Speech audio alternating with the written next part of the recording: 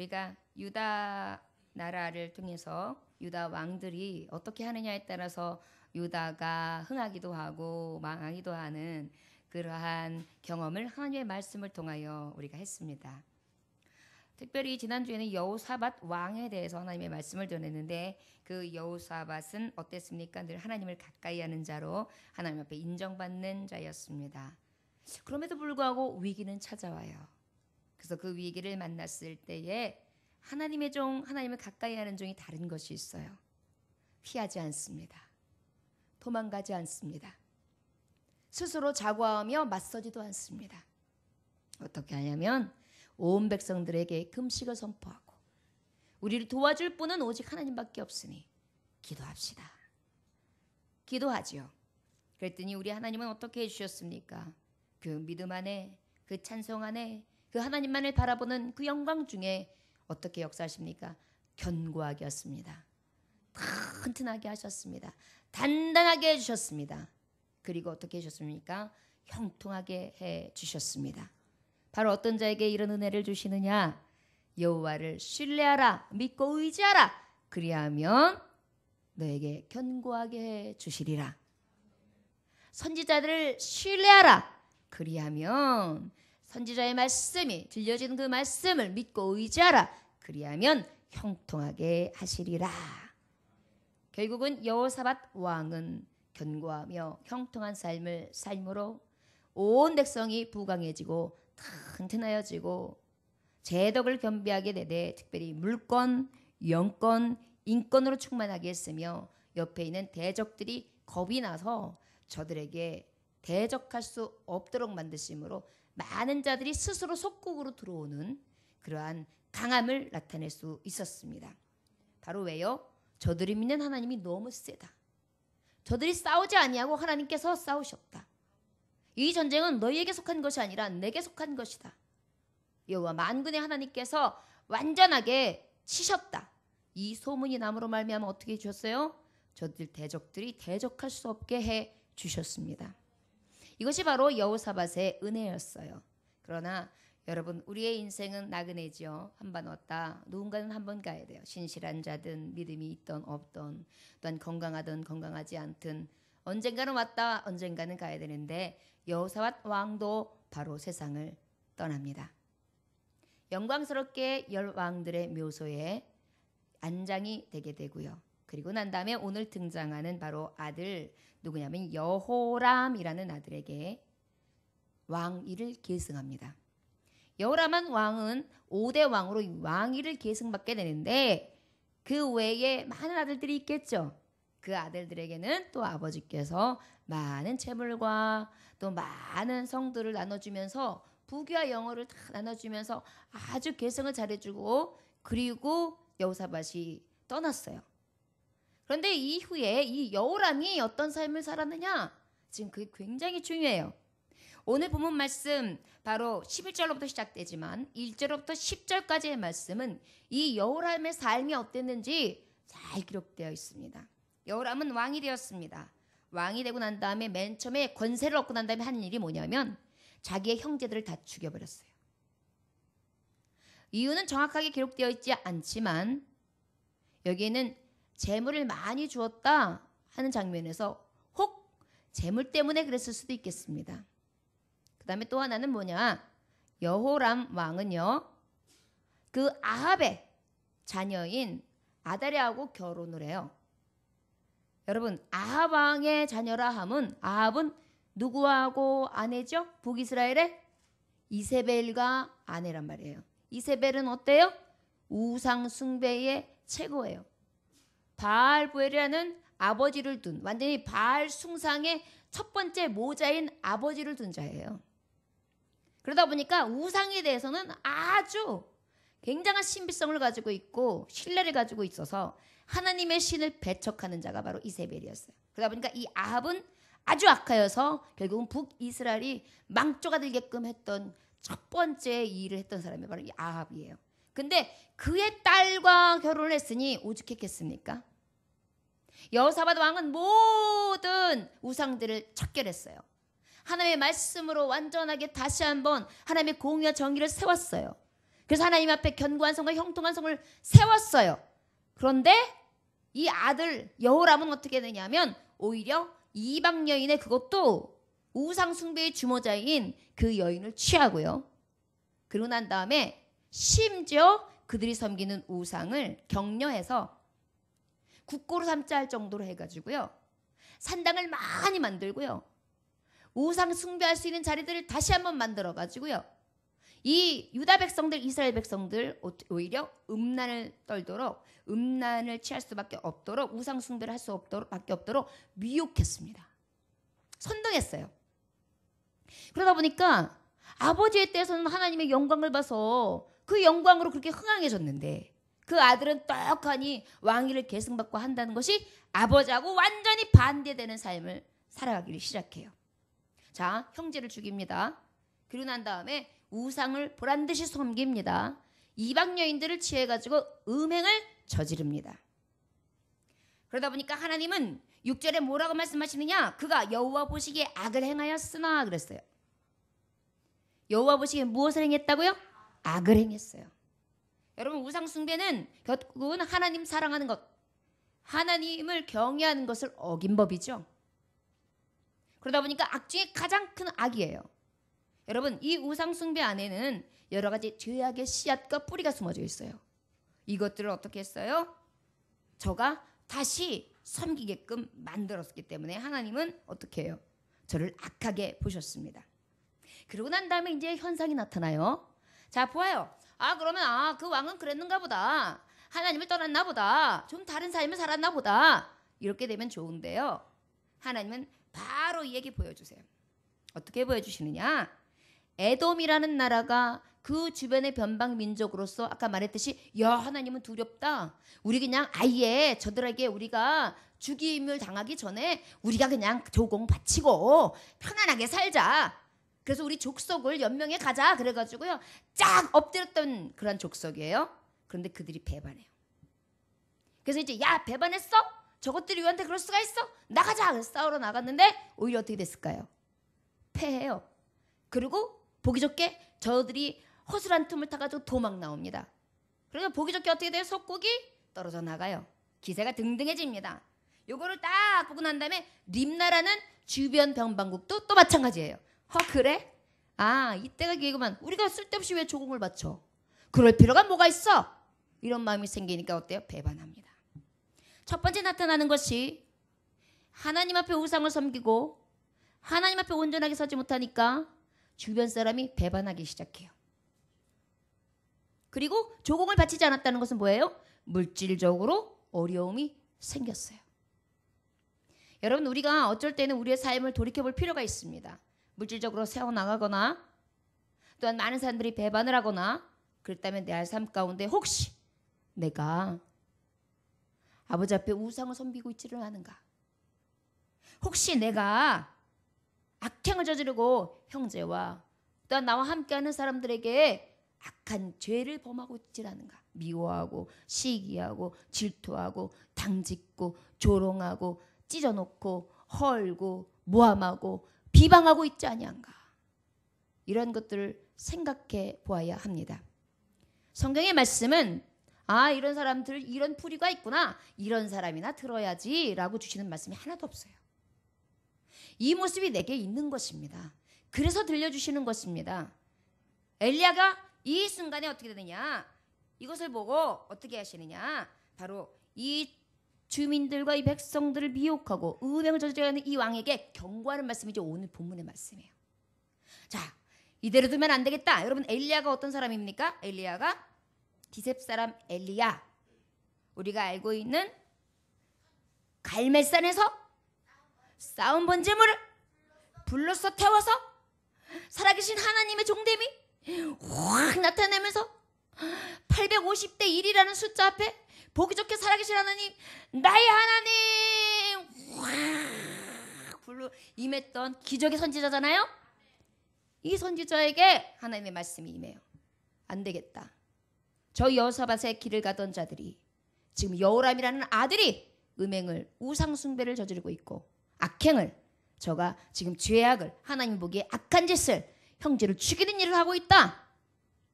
얼른 가서 경고해라.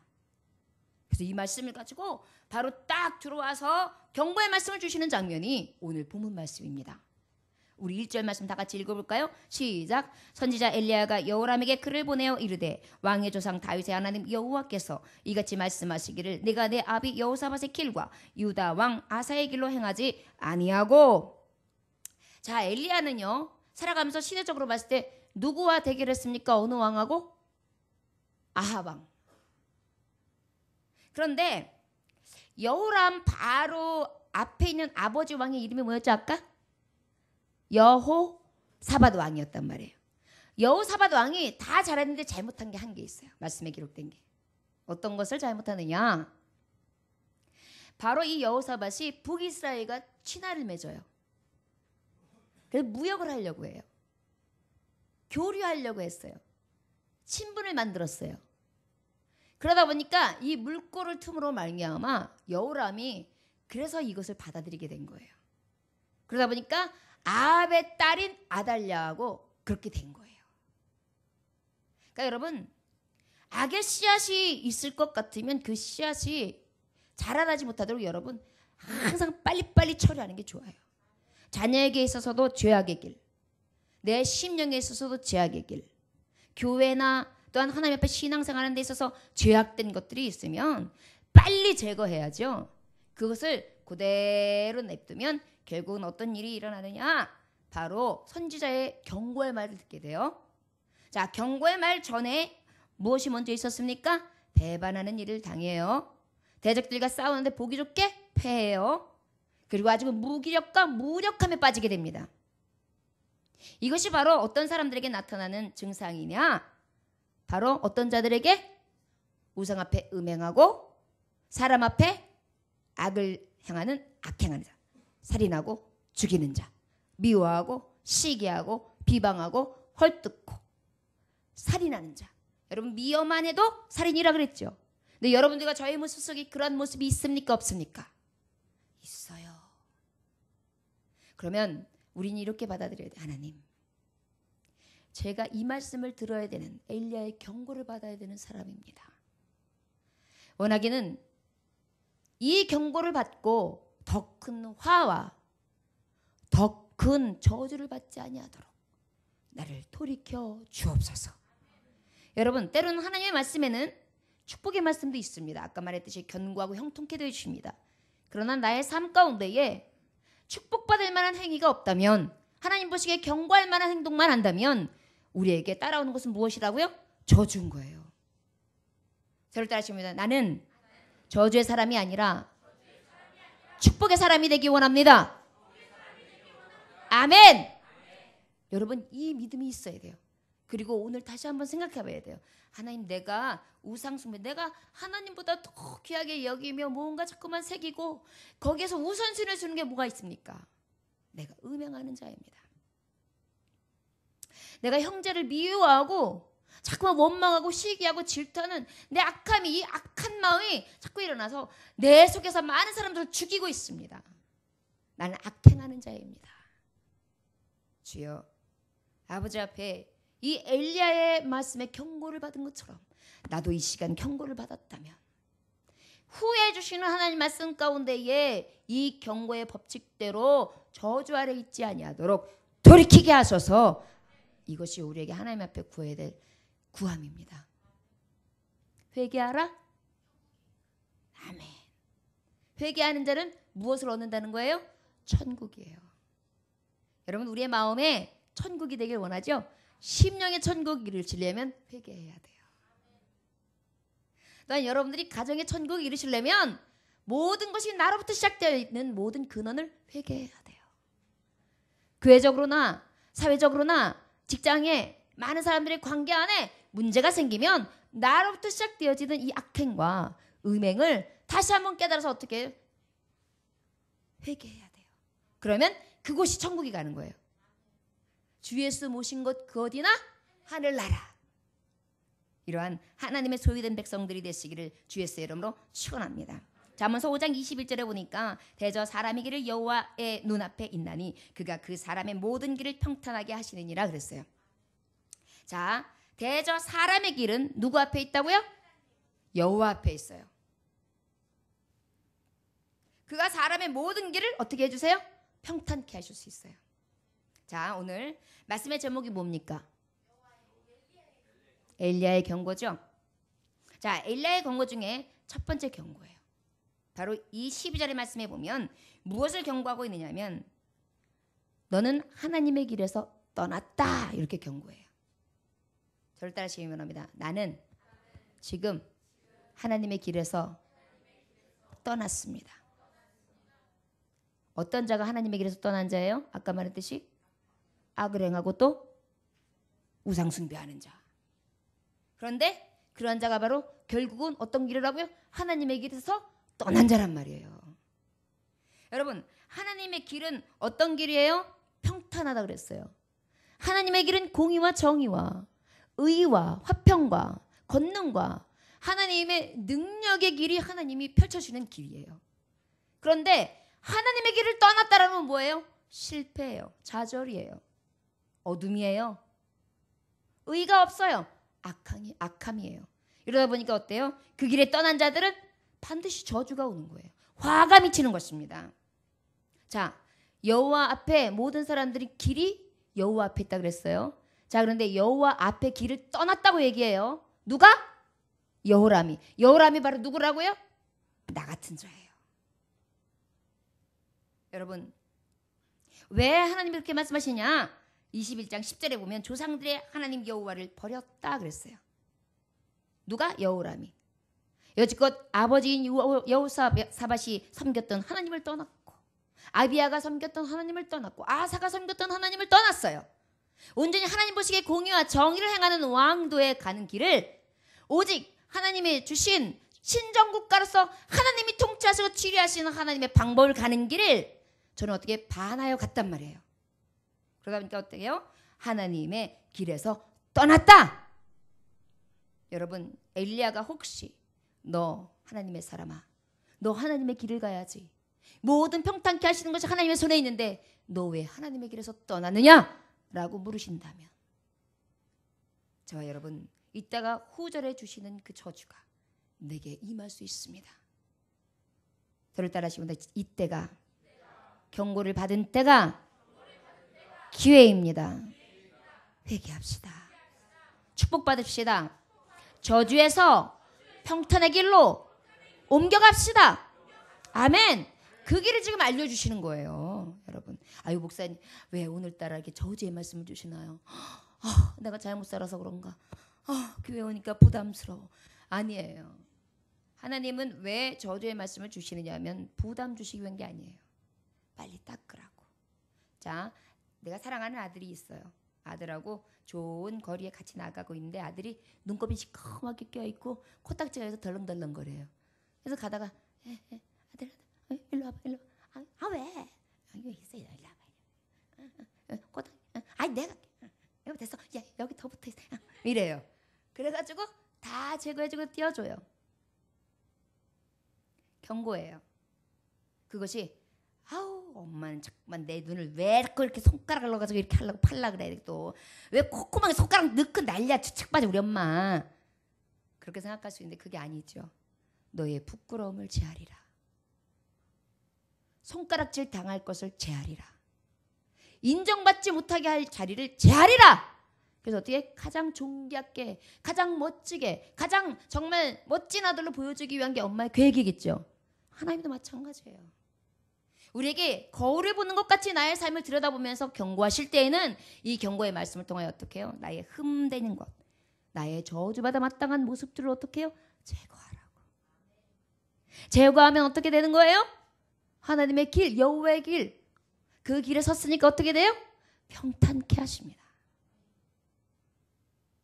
아까 잠언서 5장 21절에 그랬다 했잖아요. 대저 사람의 길은 여호와의 눈앞에 있나니 그가 그 사람의 모든 길을 평탄하게 하시느니라 그랬다니까요. 하나님의 길은 떠나면 돼요, 안 돼요? 안 돼요. 자, 우리가 너무도 잘 아는 시편 1편 1절로부터 6절까지의 말씀에 보면 정말 복 있는 자가 하나님의 길을 가는 자예요. 복 있는 사람은 악인들의 꾀를 따르지 아니하며. 우리 한번 찾아볼까요? 시편 1편 1절로부터 6절까지 말씀입니다. 빨리 찾으세요. 시편 1편 1절부터 6절. 자, 시작. 복 있는 사람은 악인들의 꾀를 따르지 아니하며 죄인들의 길에 서지 아니하며 오만한 자들의 자기에 앉지 아니하며. 여기까지요. 어느 길에 서지 않는다고요? 죄인의 길에 서지 않아요. 자, 하나님의 길에서 떠났다는 것은 누구의 길에 섰다는 거예요? 죄인의 길에 섰다는 거예요. 그러면 누구의 꾀에 넘어갔다는 거예요? 악인들의 꾀에 넘어갔다는 거예요. 그 다음에 다시 읽어봐. 시작. 오만한 자들의 자리에 앉지 아니하고. 그만 벌써 왕이 됐다고 형제들까지 다 깡그리 죽여버렸어요. 오만한 자리에 앉아요. 여러분, 하나님의 길에 서지 아니하면 성경에 나타나는 근거대로 그대로 하고요, 그대로 또 저주를 받아요. 그 다음에 마치 방구를 끼면 똥이 나오는 것처럼. 진짜예요. 죄악의 길에 서면 저주가 나오는 거예요. 자, 오직 시작. 오직 여호와의 율법을 즐거워하여 그의 율법을 취하로 묵상하는도다. 자, 복 있는 사람은 취하로 하나님의 말씀을 묵상해요. 그런데 죄인의 길에 선 사람은 어때요? 하나님의 말씀 가까이 하지 않아요. 그러니까 자동적으로 무엇을 섬겨? 우상을 섬기죠. 그 다음에요. 시작. 그는 시냇가에 심은 나무와 철을 따라 열매를 맺으며 그 잎사귀가 마르지 아니한 같으니 그 하는 모든 일이 다 형통하리라. 의인의 길은 형통이에요. 지금 맞죠? 마르지 아니에요. 열매를 살살살 맺어요. 죄인의 길은 어때요? 여기 한번 죄인의 길을 해볼까요? 악인들은 시작. 악인들은 그렇지 아니하며 오직 바람에 나는 겨와 같도다. 뭐야? 알곡이 아니라 겨란 말이에요. 겨. 후, 불어버리면 버리고 나중에 그것을 또 모아서 어떻게 해요? 태워버리죠. 이게 악인이 가야 될 길이에요. 그런데 여호와의 길에서 떠났다는 것은 얼마나 어마무시하게 두려운 말씀이에요. 엘리야가 경고하고 있어요. 그 다음에 시작. 그러므로 악인들의 심판을 견디지 못하며 죄인들의 의인들의 모임에 들지 못하리라. 무릇 의인들의 길은 여호와께서 인정하시나 악인들의 길은 망하리로다. 결국은 너 하나님의 길에서 떠났어. 그게 뭐야? 너 망해. 하나님이 인정 안 하셔. 너 바람에 겨야. 너는 모든 소득이 말라. 너의 오만함과 너의 교만함으로 말미암아 너는 악인의 꾀를 쫓고 있어. 사망이야. 이렇게 얘기하고 있는 거예요. 반대로 보면 돼요. 이건 복 있는 사람이 아니라 저주받은 사람은 이렇게 읽으면서 반대로 하면 딱 나와요. 답이. 저와 여러분들이요, 그래도 여호와의 길에 서지 아니하고 끝까지 우상을 숭배하고 끝까지 죄악에서 허덕이면서 끝까지 악행을 저지르는 그러한 여우람의 삶을 사시겠습니까? 안 되겠죠. 저를 따라하시면 주여, 나는 오직 의인의 길, 주님의 길에 서서 형통한 삶을 살기 원합니다. 나를 의로우신 주님 꽉 잡아주옵소서. 아멘. 여러분, 제가 왜 이것을 따라 하시라냐면 여러분들이 이것을 기억하면서 기도를 잘 못하잖아요. 그러니까 이렇게 따라하면 여러분들이 고백이 되는 거예요. 그러면 가가지고 오늘 무슨 말인지 모르겠는데 형통가 막 이럴 때 그렇게 하면서 기억도 못하고 할 때 이미 선포했으므로 그 기도가 어디로 올려져요? 그러니까요, 여러분도 모르는 사이에 지금 축복의 자리에 앉아 있는 거예요. 나도 모르는 사이에 나중에 하늘나라에 갔는데 내가 하나님 앞에 고백한 게 있어. 하나님, 내가 의인의 길에 서지게 해주고 하나님 형통하게 해주세요. 형통한 자가 되게 해주세요. 내가 언제 그런 기도를 해줘? 내가 기도를 기가 막히게 하네. 알고 보니까 예배 시간에 목사님 쫓아간 기도야. 여러분, 무슨 수를 써서라도 천국은요 침노해야 돼요. 그래서 따라하는 거예요. 내가 초등학생이야. 목사님 자꾸만 뭐 앵무새처럼 자꾸만 따라하라 그래. 내 애기야. 진짜 따라쟁이 같이 얘기를 하네. 진짜 왜 저러셔. 구창케 하고 말이야. 잠을 못 자. 내가 잠을 예배 시간에 아멘 아멘 하면서 잠을 자야 되는데 잠을 깨워 도대체. 그러시면 안 돼요. 하나님의 말씀을 말씀으로 깨닫고 내가 깨달아지지 않으면 주님의 말씀을 내 입으로 시인함으로 마음으로 믿어 의에 이르고 입으로 시인하여 구원에 이르느니라. 입으로 시인함으로 구원에 이르고 하나님이 구원해 주는 역사와 형통한 역사, 하나님의 말씀에 성취가 이루어지는 거예요. 여러분들 앉은 자리에서 이루어지시길 주 예수님으로 축원합니다. 이것이 말씀이에요. 자, 너는 하나님의 길에 서지 아니하였다. 결국은 넌 죄인의 길에 서 있다. 이렇게 말씀한 거예요. 죄인의 길은 바로 어떤 길이라 그랬어요? 아까 시편 1편 6절에 뭐라 그랬어요? 아니, 악인은 마지막에 뭐라 그랬어요? 망하리로다. 망하리로다. 망조라고요. 망조. 여러분, 이제는 하나님 앞에 우상 숭배하지 마십시오. 고멜처럼 왔다 갔다 하지 마십시오. 하나님 아버지 앞에 악한 마음 갖지 마십시오. 할 수 있으면 오직 하나님의 사랑으로 앞으로 전진하시기를 주 예수의 이름으로 축원합니다. 14절 말씀 다 같이 읽어보겠습니다. 시작. 여호와가 내 백성과 내 자녀들과 내 아내들과 내 모든 재물을 큰 재앙으로 치시리라 그랬어요. 자, 두 번째 엘리야의 경고예요. 첫 번째 경고는 넌 하나님의 길에서 지금 벗어났어. 너 망해. 이 얘기를 한 거고요. 두 번째는 하나님께서 큰 재앙으로 치신다. 그렇게 말씀하세요. 뭐라고요? 이거랑 똑같아요. 엄마가 이놈 새끼가 그냥 너 그럴 거야? 이렇게 얘기한 거예요. 혼나. 그 다음에 뭐예요? 이제 엄마가 더 화가 났어요. 이놈 새끼. 몽댕이여서 몽댕이. 몽댕이로 친다? 이렇게 되는 거예요 지금. 이해되셨어요? 어떤 자에게 하나님의 길에 서지 아니하고 죄악에게 빼라져서 회개하고 돌이켜야 될 텐데 이 경고의 말씀을 듣고도 돌이키지 않는 자에게 무엇한다고요? 너 큰 재앙으로 이제 친다 이렇게 얘기해요. 뭐라고 하신다고요? 아니 목사님 저하고는 관계가 없잖아요. 제가 재앙을 당할 리가 있어요.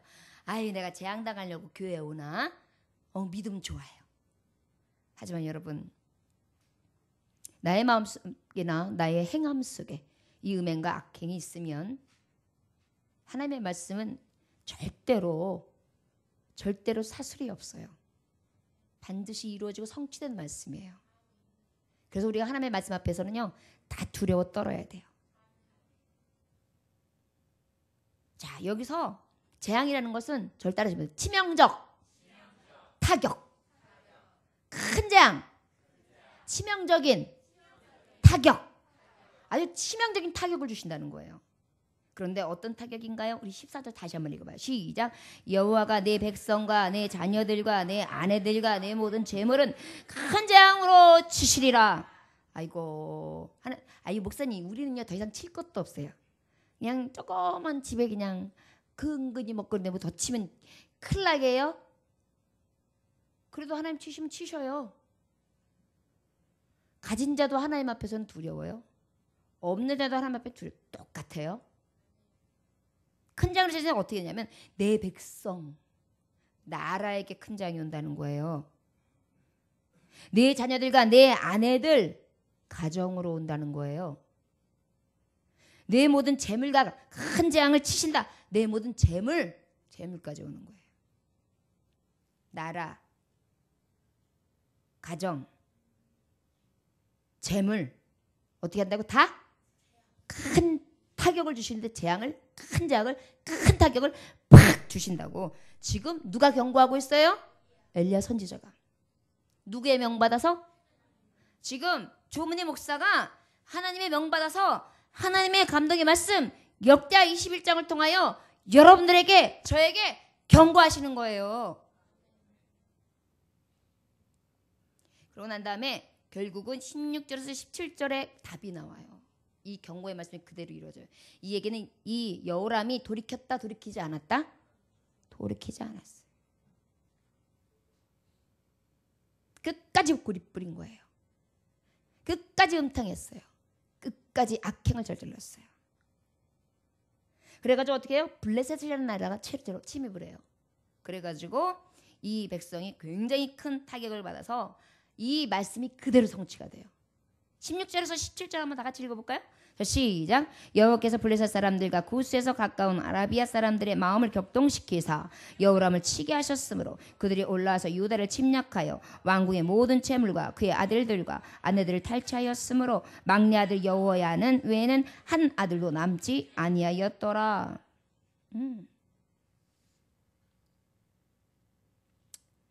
여호와께서 블레셋과 아라비아 사람을 그 마음에 격동하게 만들었다 그랬어요. 여러분, 사람의 마음을 움직이시니까 누구십니까? 하나님이세요. 하나님이 큰 장을 치신다는 것은 주변에 있는 사람들의 마음을 확 바꿔놓으신다는 거예요. 긍휼을 뺏어가는 거예요. 자비 베풀 마음을 뺏어가는 거예요. 용서하고 싶은 마음을 뺏어가는 거예요. 하나님이 격동하시면 그래요. 그래서 우리가 성령 소멸하지 말아야 돼요. 성령이 감동 주시면 그 감동 앞에 우리는 얼른 빨리 돌이켜야 돼요. 그렇지 아니하면 성령이 소멸돼요. 여러분, 그러면 성령이 떠나시면 성령이 내게 다시 은혜를 베푸시기까지 엄청난 아픔이 있습니다. 그래서 그 은혜를 늘 사모해야 되고, 그래서 정직한 영 성령은 내게서 거두지 마소서 아버지 앞에 깨어 근신하여 기도해야 되는 거예요. 결국은 이것으로 인해서 어떻게 되었습니까? 치명적인 타격 그대로 만나게 되지요. 너 친다 경고했어요. 그래서 그대로 되는데 너무 두려운 것은요. 지금 그대로 되는데 15절을 읽어봐요. 시작. 또 너는 창자의 중병이 들고 그 병이 날로 중하여 창자가 빠져나오리라 하셨다 하였더라.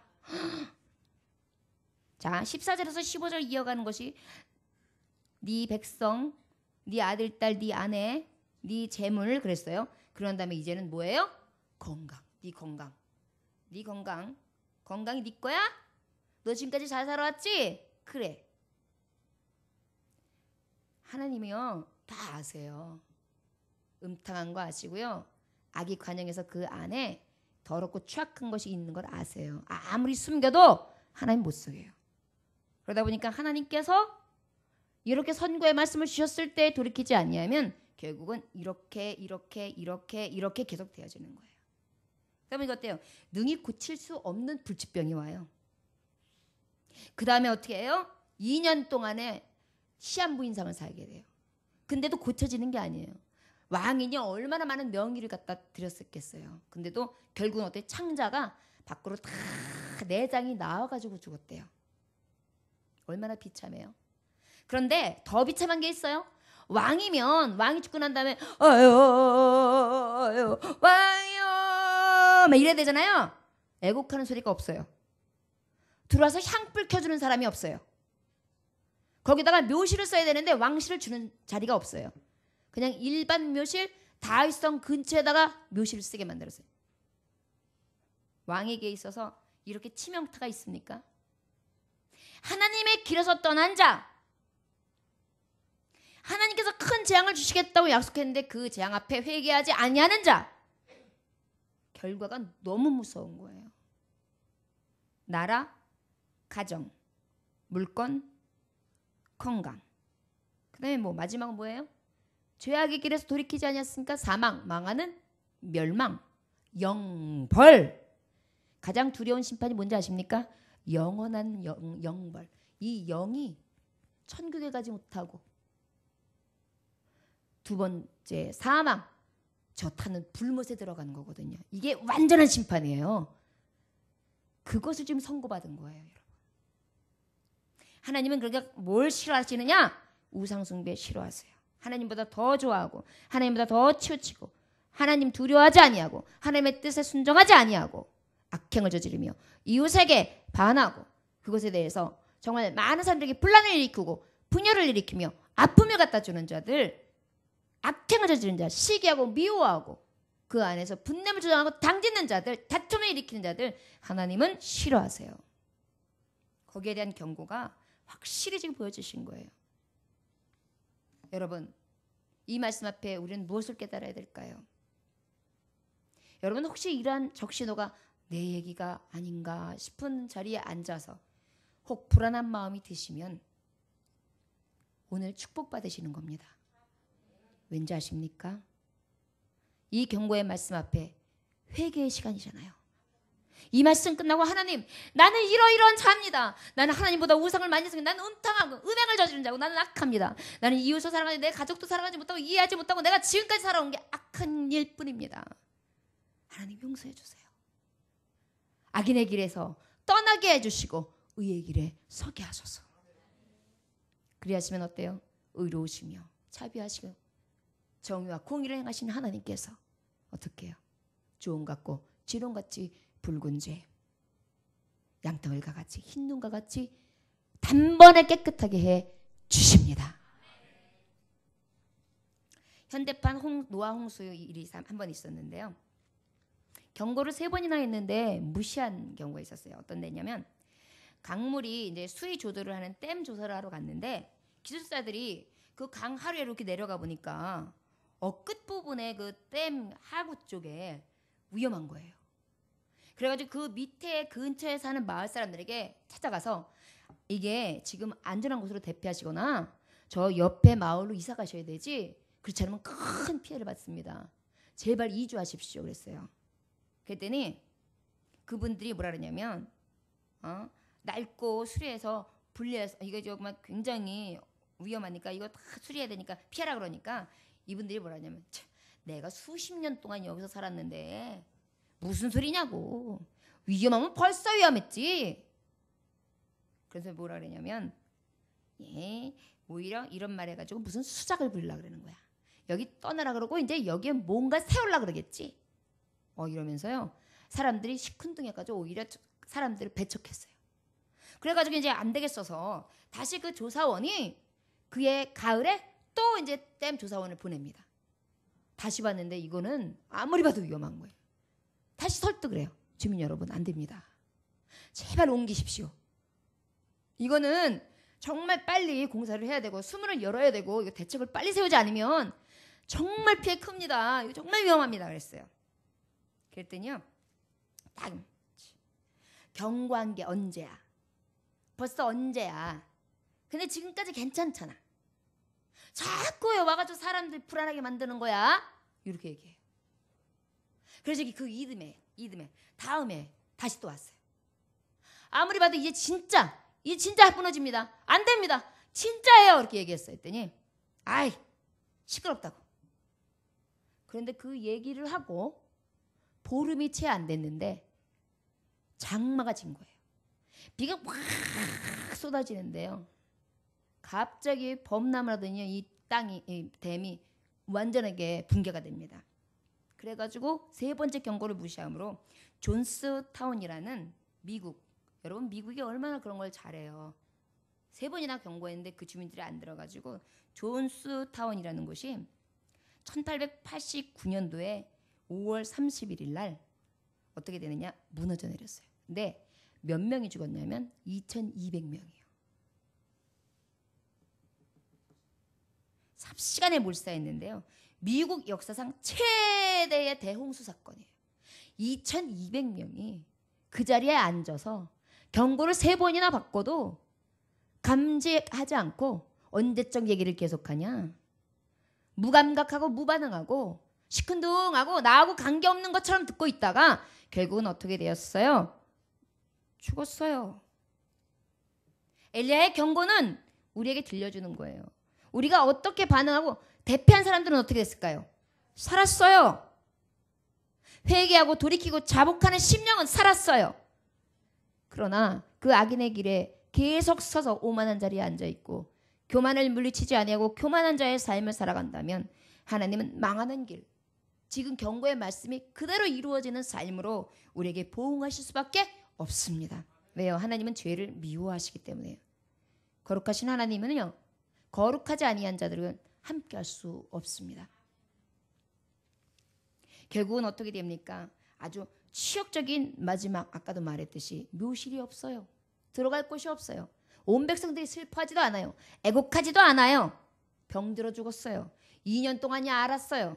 8년밖에 치료를 못했는데 그중에 2년 동안 아팠어요. 6년밖에 치료를 못했어요. 그뿐이 아니에요. 나가면 졌어요. 자꾸만 나라는 웅색해졌어요. 고립되어져 갔어요. 돈은 말라가기 시작해요. 백성들의 원망과 원성은 더 커져만 갑니다. 자기의 가족을 잃게 됩니다. 내 건강마저 잃게 됩니다. 모든 걸 다 잃어요. 이것이 여호람의 치욕과 실패한 왕이 되는 경고의 말씀이 이루어지는 장면입니다. 저와 여러분, 형통하기 원하십니까? 하나님의 길에 서십시오. 이 시간 여러분들이 예배 앞에 서 있죠? 이게 여호와의 길입니다. 여러분들이 어디든지 갈 수 있고 다른 스케줄을 뺄 수 있지만 주일날은 교회 가야 돼. 이것이 여호와의 길입니다. 왜요? 우상 숭배하지 않았잖아요. 하나님보다 더 우선시하는 게 없었잖아요. 그럼 왜 형통이죠? 또 여러분, 그래도 내가 하나님 앞에 양심을 불어내면서 아버지, 내 하나님 보시기에 화인 맞은 심령은 어떤 모습이 있습니까? 말씀을 듣고 자니까 내가 이런 모습이 있습니다라고 여러분들이 통회했다면, 그 안에 회개가 일어났다면 여러분들 지금 어떻게 돼요? 깨끗한 심령이 된 거예요. 그럼 어떻게 해요? 하나님 앞에 축복의 삶이죠. 오늘 여러분들에게 이 엘리야의 경고가 오히려 화가 변하여 복이 되시기를 원합니다. 돌이키는 자, 오히려 형통한 자, 오히려 망하는 자가 아니라 흥하는 자의 삶으로 바꿔주시는 은혜가 저와 여러분들의 삶 가운데 이루어지시기를 주 예수의 이름으로 축원합니다. 여러분, 결국은 반대로 말하면 평강의 원칙은 그럼 뭘까요? 주님의 길을 가는 거예요. 주님의 길을 가는 것입니다. 의인에게는 아무 재앙도 임하지 아니하리니와 악인에게는 늘 앙화가 가득하리라. 의인에게는 어떻다고요? 아무 일도 일어나지 않는다. 잠언서 14장 34절에는 의인은 나라를 영화롭게 하고 죄는 백성을 욕되게 한다. 의로운 길에 가면 어때요? 영화롭게 된다. 저와 여러분, 이사야서 48장 22절에 보면 여호와께서 말씀하시되 악인에게는 평강이 없다 하였느니라 그랬어요. 반대로 그럼 우리가 평강이 있기 위해서는 어떤 길을 가면 돼요? 주님의 길, 여호와의 길, 하나님의 길, 말씀의 길을 따르시면 됩니다. 저 여러분, 오늘 엘리야의 권고는 우리에게 있어서 무엇이 되었습니까? 양약이 되었습니다. 우리를 살리는 말씀이 되었습니다. 우리를 평탄케 하는 길. 지금 내가 저주로 가서 지금 망하기 일보 직전이었는데 다시 살 길을 열어주시는 것입니다. 내가 지금 저주의 길을 갈 수밖에 없어서 멸망당하기 일보였던 직전이었는데 멸망이 아니라 생명으로 옮겨주시는 경고의 말씀이었습니다. 듣지 아니하는 자에게는 너무 두려우는 말씀이지만 들려지는 자에게는 뭐예요? 기회입니다. 저와 여러분들에게 이 기회가 소망이 되고 여러분들의 삶 가운데 형통과 평안과 하나님이 함께 하시는 흥하는 길로 이르시길 주의 이름으로 축원합니다. 기도하겠습니다. 하나님 아버지 감사합니다. 오늘도 주님께서 함께 하셔서 여호람의 길을 보며 우리의 삶을 점검해 봅니다. 엘리야 경고 안에 우리의 삶이 있지는 않은지요. 하나님의 길에서 떠날까 두렵습니다. 오직 시편 1편의 말씀처럼 오직 여호와의 복된 자의 삶을 살아갈 수 있는 복 있는 자가 하나님의 길을 따르는 자가 되게 하여 주옵소서. 하나님께서 큰 재앙으로 치신다 했었는데 이 재앙 가운데에 나라와 가정과 건강과 사망으로 인하여 두려워 떨지 않게 하시고 오히려 우리에게 주시는 기회가 되게 하여 주옵소서. 치욕과 실패의 왕이 되는 것이 아니라 오직 말씀이 이루어지되 형통함과 하나님이 주시는 영생과 음부의 세계가 이기지 못하는 능력이 우리에게 있어지게 하여 주옵소서. 오늘 주님께서 주신 말씀 가지고 나아갑니다. 세상 가운데 승리하는 하나님의 종들 될 수 있도록 역사하여 주옵소서. 예수님의 귀하신 이름 받들어 기도 올려나이다. 아멘.